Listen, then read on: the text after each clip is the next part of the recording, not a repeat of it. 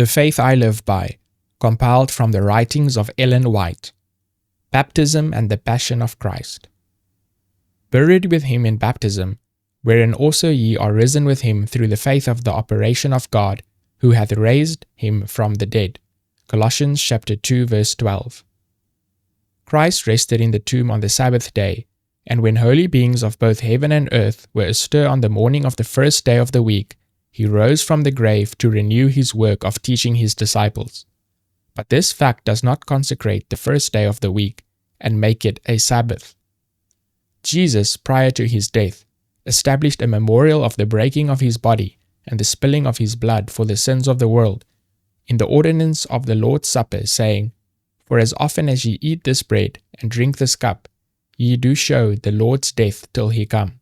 1 Corinthians chapter 11, verse 26. And the repentant believer who takes the steps required in conversion commemorates in his baptism the death, burial, and resurrection of Christ.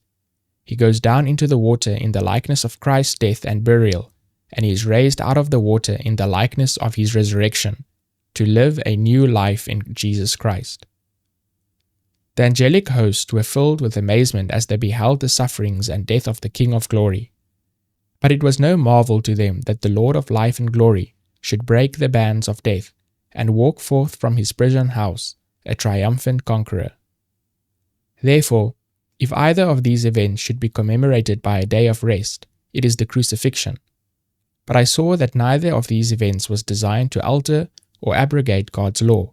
On the contrary, they give the strongest proof of its immutability. The Sabbath was instituted in Eden before the fall, and was observed by Adam and Eve and all the heavenly host. God rested on the seventh day, and blessed and hallowed it.